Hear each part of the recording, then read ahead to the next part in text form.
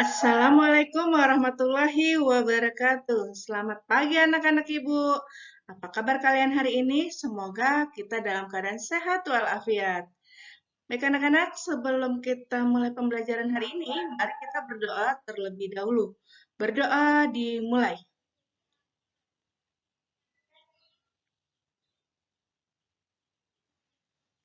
Selesai.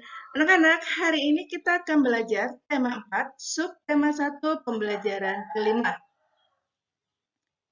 Sebelum kalian belajar, siapkan alat tulisnya ya. Di era globalisasi ini, Indonesia memegang peran yang sangat penting. Kebudayaan Indonesia yang mendunia membuat Indonesia semakin dikenal.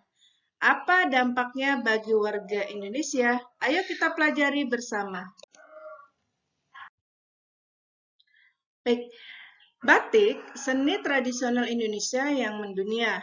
Seni batik berawal dari seni tradisional yang dibuat khusus untuk para petinggi keraton pada zaman kerajaan di Nusantara. Seiring dengan perkembangannya, kini kain batik telah dipakai oleh berbagai kalangan, bahkan telah mendunia. Pada tanggal 2 Oktober 2009, UNESCO memberikan pengakuan dan pengesahan secara resmi batik Indonesia sebagai warisan budaya dunia. Dalam sejarahnya, Pulau Jawa merupakan titik awal perkembangan seni batik di Indonesia. Ragam motif batik pun dibedakan berdasarkan area pembuatannya. Batik pedalaman dan batik pesisir. Berbagai ragam motif dan simbol yang digambarkan di atas sehelai kain memiliki makna filosofis yang menjadi pedoman kehidupan. Kerumitan dalam proses pembuatan, kekayaan ragam, dan makna yang terkandung dalam batik Indonesia menjadi daya tarik bagi warga dunia melalui berbagai pameran seni tradisional yang diadakan di dalam dan di luar negeri. Batik Indonesia semakin dikenal dan diminati. Bahkan, beberapa tokoh dunia gemar mengenakan pakaian dengan motif batik Indonesia setelah mengenalnya sebagai tanda mata ketika berkunjung ke Indonesia. Mendiang Nelson Mandela misalnya, beliau kerap menggunakan batik Indonesia dalam kesehariannya. Saat ini, batik karya pengrajin tradisional mengalami lonjakan pemesanan dari mancanegara untuk pasar dunia. Salah satu strategi yang dilakukan oleh pengrajin batik untuk menembus pasar dunia adalah membuat kreasi motif dan warna yang disesuaikan dengan selera calon pembeli di negara tujuan. Kelestarian batik sebagai seni tradisional yang harus dikembangkan dan dipelihara untuk meningkatkan kesejahteraan pengrajinnya. Nah, yuk mari kita gunakan batik. Kerjasama negara ASEAN dalam bidang budaya meningkatkan jumlah tenaga ahli yang mampu menguasai ilmu pengetahuan dan teknologi, memberikan bantuan untuk meningkatkan kemampuan para ahli dalam pengembangan sebuah penemuan. Kerjasama dalam meningkatkan kualitas sumber daya manusia agar memiliki daya saing dunia. Negara menyelenggarakan ASEAN Games yang diikuti oleh seluruh anggota ASEAN, mengenal budaya khas masing-masing negara dalam rangka meningkatkan solidaritas masyarakat ASEAN. Melakukan pertukaran pelajar antar negara ASEAN, meningkatkan jumlah UKM dalam bidang kebudayaan dan kesenian.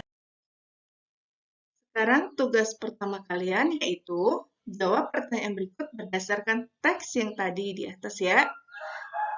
1 sampai 10. Soal ditulis di buku tulis.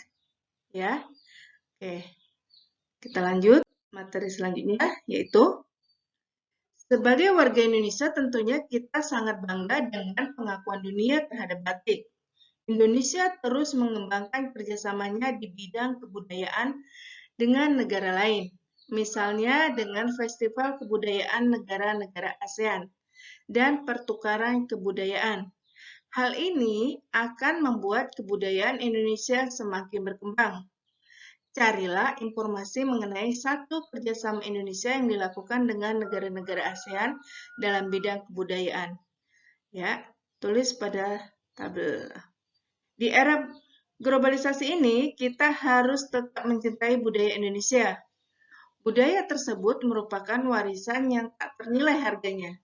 Kebudayaan apa yang ada di tempat tinggalmu? Bagaimana perasaanmu jika kebudayaan tersebut dikenal oleh dunia? Apa dampak yang kamu dan warga tempat tinggalmu rasakan jika warga dunia mengakui kebudayaan itu? Tentu senang ya. Sekarang, cara membuat poster. Poster adalah ajakan atau himbauan kepada masyarakat untuk melakukan sesuatu yang dibuat pada kertas berukuran besar dan biasanya disertai dengan gambar. Langkah-langkah membuat poster. 1. Tentukan topik dan tujuan dibuat poster. 2. Buatlah kalimat yang singkat dan jelas, namun bisa menyampaikan pesan yang diinginkan dan disampaikan. 3. Gunakan gambar dengan warna-warna yang mencolok agar lebih menarik. Yang keempat, tempelkan poster di tempat yang terlihat dan banyak dilalui oleh orang. Tugas kalian kedua yaitu buatlah poster untuk memamerkan salah satu kebudayaan yang ada di tempat tinggalmu. Kalian buat poster, kemudian posternya kalian buat boleh di Canva, boleh juga di buku gambar, ya. Nah, yang di Canva jangan lupa cantumkan foto kalian serta nama dan kelas. Sampai di sini paham anak-anak? Materi dan tugasnya? Ya, alhamdulillah kalau sudah paham. Untuk hari ini, materi Ibu cukupkan sampai di sini. Terima kasih. Wassalamualaikum warahmatullahi wabarakatuh.